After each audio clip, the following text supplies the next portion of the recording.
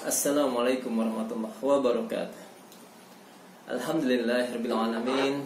Nasta'inuhu wa nastaghfiruh wa na'udzubillahi min shururi anfusina wa min sayyiati a'malina. Man yahdihillahu fala mudhillalah wa man yudlil fala hadiyalah.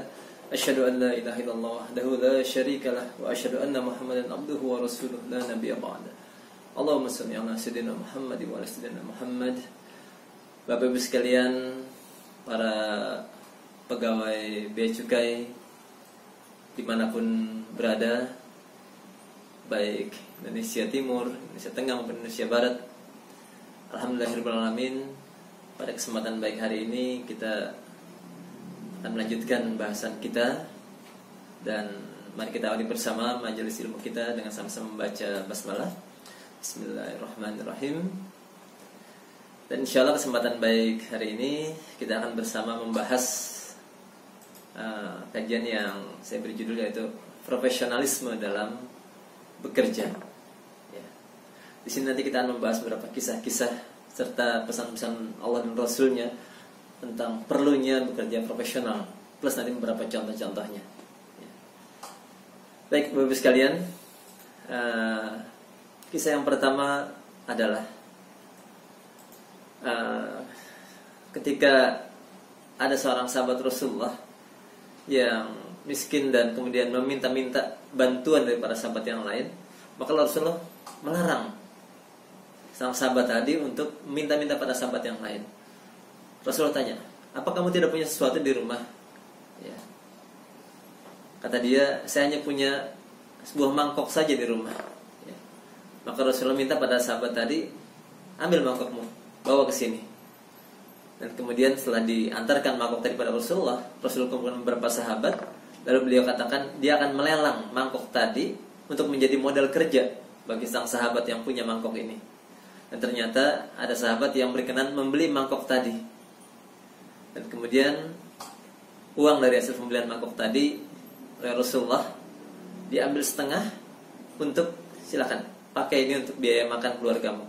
Lalu yang setengahnya lagi kata Rasulullah, pakai uang ini engkau berangkat ke pasar dan belilah sebuah kampak.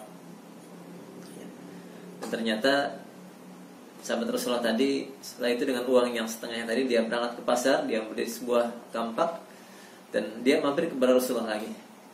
Rasulullah sampaikan pada sang sahabat ini, dengan kampak ini pergilah engkau cari kayu bakar, rapihkan, susun, lalu jual ke pasar. Dan ternyata sang sahabat tadi kemudian menuruti perintah Rasulullah. Dia bekerja dengan kampak yang sudah dimilikinya tadi. Dia cari kayu bakar, setelah itu dia tumpuk, dia rapihkan, dan dia berangkat ke pasar. Dan ternyata dia bisa mendapatkan keuntungan dari itu. Ya. Dan Rasulullah sudah pesan pada sahabat tadi, jangan kau menemuiku lagi kalau engkau belum bekerja. Ya. Dan ternyata sang sahabat tadi suatu hari menemui Rasulullah dalam keadaan dia sudah punya uang, dan bahkan dia sudah bisa bersedekah dengan uangnya tadi. Masya Allah ya. Jadi betapa Rasulullah sangat ingin jangan sampai ada seorang sahabat yang tidak mau bekerja. Ya. Seorang punya kemampuan. Ya, Allah sudah memberikan kemampuan itu, asal dia mau bekerja. Ya. Dan ternyata sahabat ini dengan bantuan kampak yang dia miliki, dia bisa mencari nafkah berikutnya. Ya. Inilah ya. Dan inilah kemudian kita simak salah satu perintah untuk bekerja secara profesional. A'udzubillahi minasyaitonirrajim. Qul ya qaumi i'malu ala makanatikum inni 'amil fasawfa ta'lamuna man takunu lahu 'aqibatud dar. Innallaha yuflihuz zalimun. Katakanlah, wahai kaumku, berbuatlah sepenuh kemampuanmu. Sungguhnya aku pun berbuat pula. Kelak kamu akan mengetahui siapakah di antara kita yang memperoleh hasil yang baik dari dunia ini. Dan sesungguhnya orang-orang yang zalim itu tidak akan mendapat keberuntungan. Ya. Maknanya zalim di sini adalah ya tadi Allah sudah berikan kepadanya kekuatan, kemampuan, tapi dia tidak memanfaatkan dengan sebaik-baiknya. Ya. Di sinilah. Jadi Rasulullah memerintahkan kita untuk, Allah memberikan kita untuk ayo bekerja. Dan kalau bisa tadi yang ditekankan ya dalam pesan-pesan berikut ini, cari bekerja yang terbaik. Ya. Nah, ini satu konsep bagaimana Allah sebenarnya sudah memberikan kepada kita semua potensi. Wa ja'ala lakumus sam'a wal absara wal afidah la'allakum tashkurun. Ya. Allah memberikan kepada kita kemampuan pendengaran, penglihatan, akal berpikir, dan hati, supaya kita bisa bersyukur dengan semua kenikmatan yang Allah berikan tadi. Tapi potensi yang Allah berikan ini punya dua kemungkinan, bisa upgrade, bisa naik level, tapi juga bisa downgrade, bisa turun level. Seorang anak yang dimanja-manja, dia minta ini, minta itu, dengan mudah dia dapatkan. Minta dibelikan handphone, minta dibelikan motor, minta dibelikan TV besar buat di kamarnya mungkin. Ya, dengan cepat dia mendapatkan, maka potensi anaknya akan dimanja-manja, tidak ada perjuangan. Nah, potensi anak seperti inilah yang akan turun level, akan berubah namanya menjadi yang namanya impotensi. Ya, emang begitu rumusnya. Aslinya punya potensi, tapi ketika tidak dapat tantangan, dia akan turun level jadi impotensi. Tapi seorang anak yang minta pada ayahnya sesuatu barang, lalu dia berjuang untuk mendapatkannya, dia belajar lagi, dia bersabar, maka ini akan ditantang potensinya. Dan potensi inilah yang akan setelah ditantang tadi berubah menjadi yang namanya kompetensi. Nah, tugas besar kita adalah memberikan tantangan atas potensi yang Allah berikan pada kita supaya menjadi kompeten dalam bidang kita. Dengan kompeten tadi kita bisa jadi profesional dengan semua tugas yang diamanahkan pada kita. Nah, ini perintah berikutnya dari Allah Subhanahu wa taala. A'udzubillahi minasyaitonir rajim. Wa la ta'fu ma laysa laka bihi ilm. Innas sam'a wal basara wal fu'ada kullu ulaika kana 'anhu mas'ula. Dan janganlah kau mengikuti apa yang kamu tidak punya pengetahuan tentangnya. Sungguhnya pendengaran, penglihatan, hati semuanya akan diminta pertanggungjawabannya. Jadi semua potensi yang Allah berikan tadi harus kita upgrade terus, naikkan dari potensi menjadi sebuah kompetensi. Itu akan menjadi modal kerja kita untuk bisa lebih profesional dalam semua tugas yang diembankan pada kita. Bapak Ibu sekalian, pegawai dari seluruh jajaran Direktur Jenderal Bea Cukai dimanapun berada, ya, tentang bekerja profesional ini ada sebuah hadis yang Rasulullah sampaikan. Ini dari Abu Al-Asyad dari Syadad bin Aus, dia berkata, dua perkara yang saya selalu ingat dari Rasulullah SAW. Beliau bersabda, sesungguhnya Allah telah mewajibkan supaya selalu berbuat baik terhadap segala sesuatu. Ya, di sini ya. Jadi kalimatnya adalah Innallaha katabal ihsana ala kulli syai'. Allah telah mewajibkan untuk selalu berbuat baik terhadap segala sesuatu dan berikan amanah. Kita coba lakukan yang terbaik dari amanah ini. Bahkan beliau mencontohkan seperti ini. Apabila seorang dari kalian hendak menyembelih hewan, maka sembelih dengan cara yang terbaik. Walaupun itu hanya seekor hewan, ya. Dan beliau sampaikan lebih fokusnya lagi. Dan hendaklah salah seorang di antara kalian menajamkan mata pisaunya dan membuat nyaman hewan sembelihannya. Ya. Bayangkan, ini kepada hewan diminta berlaku yang terbaik. Tajamkan dulu sehingga hewannya tidak merasakan lama rasa sakit dari sembelih tadi. Ini terhadap hewan. Apalagi kita melayani kepada sesama manusia. Ya tentu saja harus kita, ya dalam bahasa ini kita tajamkan kemampuan kita, tidak tajamkan kompetensi kita terus. Ya. Karena kompetensi juga bisa tumpul seperti mata pisau tadi. Harus terus diasah lagi. Sehingga saat kita memberikan layanan, kita memberikan layanan yang terbaik. Baik, Bapak sekalian, petunjuk berikutnya yang Rasulullah sampaikan juga pada kita. Nah ini, An Aisyah anna Rasulullah SAW qala innallaha azza wa jalla yuhibbu iza amila ahadukum amalan ayyudkina. Nah ini, dari Aisyah radhiyallahu anha, Rasulullah SAW bersabda, Allah azza wa jalla menyukai jika salah seorang di antara kalian melakukan suatu amal secara itqan. Ayyudkinahu secara itqan atau secara profesional di mana di sini. Inilah jadi sekali lagi bukan bekerja asal bekerja, tapi perintah Allah dan Rasulnya bekerja secara profesional. Jadi kalau kita lakukan ini bukan cuma nilai baik dari institusi tempat kita bertugas yang kita dapatkan, tapi lebih-lebih kita dapatkan ganjaran yang luas dari Allah Subhanahu wa taala dan mungkin keriduan dari Rasulnya dengan apa yang sudah kita lakukan ini. Masya Allah. Baik, Bapak sekalian, satu lagi tentang bekerja secara profesional. Ya, ini ada sebuah kisah ketika Rasulullah kedatangan sahabat-sahabatnya, para pedagang Muslim yang berjualan di pasar Madinah. Pedagang-pedagang Muslim ini seperti curhat pada Rasulullah. Mereka katakan seperti ini, ya Rasulullah, kami sudah beberapa lama berdagang di pasar Madinah, tapi keuntungan kami kecil dalam berdagang. Sementara orang-orang Yahudi itu lebih besar keuntungannya Rasulullah. Rasulullah tanya, kok bisa kalian sama-sama dagang tapi keuntungan kalian kecil? Ya. Nah inilah kemudian dalih yang disampaikan oleh para pedagang Madinah ini. Ya Rasulullah, orang-orang Madinah itu curang dalam berdagang, curang dalam timbangan. Mereka kalau bilangnya sekilo, padahal ternyata isinya mungkin cuma 8 on, 9 on. Dan dari situ mereka dapat selisih yang lebih besar ya Rasulullah, keuntungan yang lebih besar. Ya. Nah, Rasulullah tanya, kalau kalian gimana dagangnya? Ya. Para sahabat ini menyampaikan, kami gak mau gitu ya Rasulullah. Tapi kalau kami bilang sekilo, ya sekilo isinya, gak mau kami kurangi. Ya. Mendengar keluhan dari para sahabat ini, Rasulullah sampaikan sarannya, kalau gitu cara dagang kalian yang harus diperbaiki. Mulai besok lebihkan. Singkat sekali Rasulullah pesannya, mulai besok lebihkan. Apa makna lebihkan ini? Makna yang lebihkan ini adalah ya mungkin memberikan bonus dalam bahasa kita sekarang ya. Kalaupun tidak bonus mungkin memberikan diskon ya. Atau dalam layanan kita memberikan layanan yang terbaik ya. Informasi yang dibutuhkan kita sampaikan. Bahkan mungkin kalau dalam dagang ada yang kita kenal dengan pelayanan purna jual ya. Nah ini.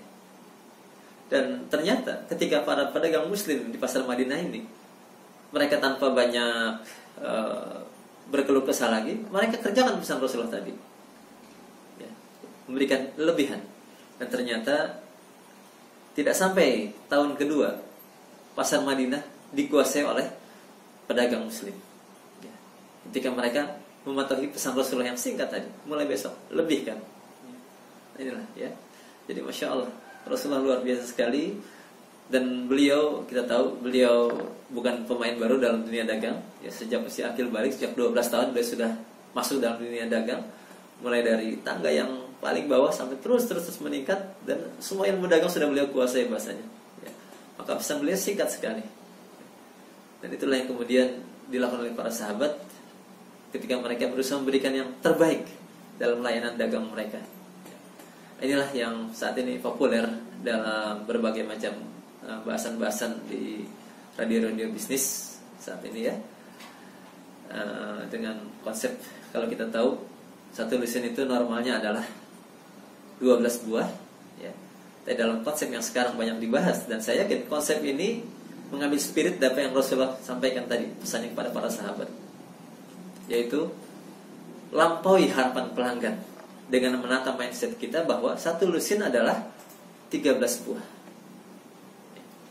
Jadi bukan lagi 12, 13 buah. Maknanya kita ingin melampaui harapan pelanggan, kita ingin memberikan yang lebih pada mereka. Dan itu yang akan membuat mereka puasnya itu bukan sekedar buat diri sendiri, mungkin mereka merekomendasikan pada yang lain tentang bagaimana layanan kita yang melampaui harapan dari mereka. Jadi sekali menata mindset, satu lusin adalah 13 buah ya. Baik Bapak-Ibu sekalian, nah ini di antara ayat yang lain kita dapatkan pesan Allah Subhanahu wa taala buat kita semua. A'udzubillahi minasyaitonirrajim. Wa auful kaila idza qiltum wazinu bil qistasil mustaqim. Dzalika khairu wa ahsanu ta'wila. Dan sempurnakanlah takaran apabila kamu menakar, dan timbanglah dengan neraca yang benar. Itulah yang lebih utama, lebih baik bagimu, dan lebih baik akibatnya. Masya Allah ya. Alhamdulillah 17 ayat 35 dan sekali lagi. Allah menginginkan kita betul-betul bisa memberikan layanan yang terbaik ya, karena di antara makna profesional adalah kita menguasai betul bidang yang diembankan pada kita, dan kemudian setelah menguasai betul kita bisa memberikan kontribusi yang terbaik dari misi kita berikan dengan semua kompetensi kita yang terus di-upgrade waktu demi waktu ya. Dan karena kompetensi ini juga bisa expire ya, maka tentu saja harus terus ada perbaikan berkelanjutan ya. Karena perkembangan teknologi luar biasa, kita tidak bisa merasa puas dengan kompetensi kita hari ini. Kita harus terus ya mencoba hal-hal yang baru yang menjadi tantangan kita. Nah ini bagian dari salah satu surat ya, An-Nasr ya. A'udzubillahi minasyaitonirrajim. Fa iza faragta fansab. Ya. Maka apabila kamu telah selesai satu urusan, fansab, maka kerjakanlah urusan-urusan yang lain. Ya. Nah, kalau kita sudah merasa bisa melakukan yang terbaik, saya yakin pelanggan akan terus bertambah harapan-harapannya. Dan kita otomatis harus terus menambah kemampuan kita dalam memberikan layanan. Ya. Nah, ini contoh beberapa perbaikan berkelanjutan yang bisa kita saksikan. Kita ambil contoh dalam dunia transportasi. Mungkin kalau yang sempat menyaksikan kereta seperti ini ya, ukuran besar, perlu sumber daya yang sangat besar untuk menggerakkannya, tapi ternyata produktivitasnya ya tidak sesuai yang diharapkan ya. Nah, kita ingin ada sebuah perbaikan berkelanjutan. Kita ingin yang model seperti ini ya. Slim, ringkas, energinya efisien, tapi hasil kerjanya efektif ya. Nah, ini kalau dalam dunia transportasi. Dan kita tahu kebutuhan pelanggan dalam dunia transportasi terus bertumbuh dan bertambah ya. Kalau dulu mereka mungkin merasa cukup saja dengan ada ruangan, tapi setelah itu mereka ingin ada tempat duduk. Nah, setelah tempat duduk ada, mereka ingin tempat duduk yang lebih nyaman.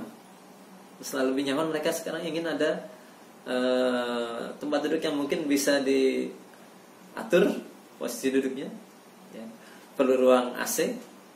Kalau sekarang bertambah lagi, kalau bisa ada wifi dalam ruangannya, kalau bisa ada colokan listrik di tempat duduknya. Nah, ini yang terus menjadi kebutuhan yang terus bertambah ya. Maka otomatis para penyedia jasanya juga harus bisa membaca apa kebutuhan dan kemudian menyiapkan perbaikan berkelanjutan ya. Dalam hal kecepatan juga sama. Kalau bisa lebih cepat lagi, tapi tetap safety first, keamanan nomor 1 ya. Ya, kita ambil contoh beberapa jenis moda transportasi kereta api. Ini tram yang ada di Berlin, kecepatannya hanya 60 km per jam karena yang berbagi jalan dengan jalan raya yang lain, jalan moda transportasi yang lain ya. Nah, di Indonesia kita punya jajaran kereta yang disebut kereta Argo Bromo, Argo Anggrek dan lain-lainnya ya. Ini kecepatannya bisa mencapai 120 km per jam.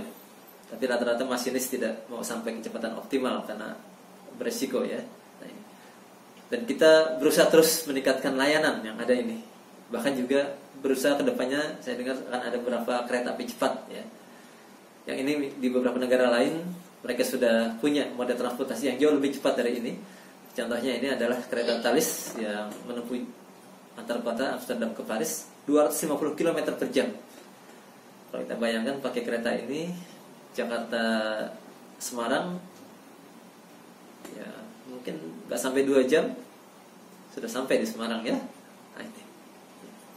Tapi sekali orang nggak pernah puas. Gimana caranya supaya lebih cepat lagi ya. Nah, inilah kemudian kalau kita tahu di Jepang mereka sudah punya namanya Shinkansen atau kereta peluru yang bisa mencapai kecepatan sampai 360 km per jam ya.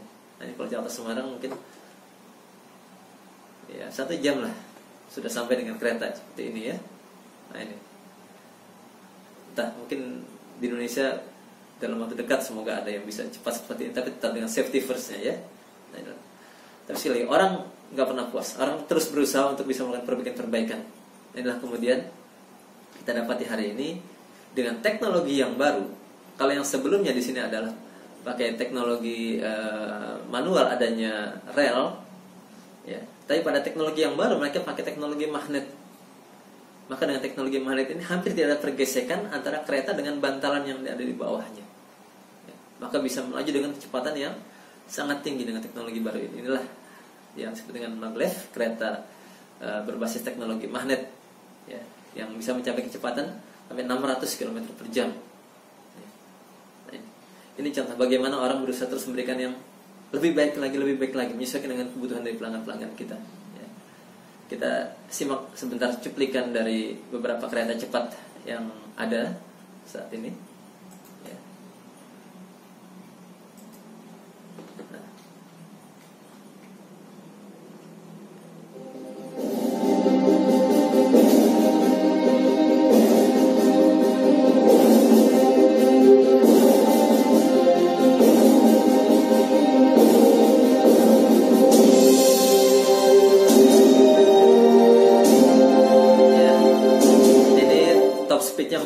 31 km per jam. Ya.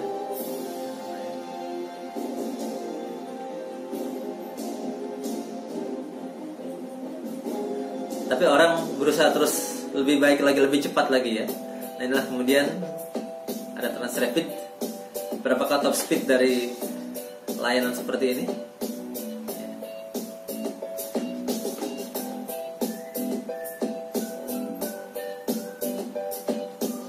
Ya, ternyata sampai 500 km per jam.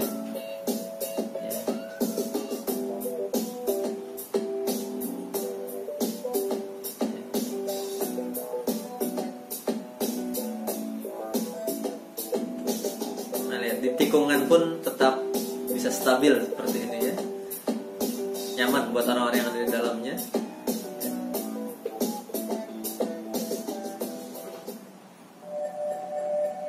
Ini masih teknologi manual ya, masih pakai rel ya. Tapi karena jarak antar relnya di sana lebih besar daripada yang ada di Indonesia, maka lebih stabil dan bisa melaju dengan lebih cepat ya. Beda sekitar 30 cm dengan panjang bukan jarak antar rel yang ada di Indonesia ya. Nah, ini yang sudah teknologi magnet tadi ya. Berapa kecepatan bisa dicapai oleh kereta seperti ini?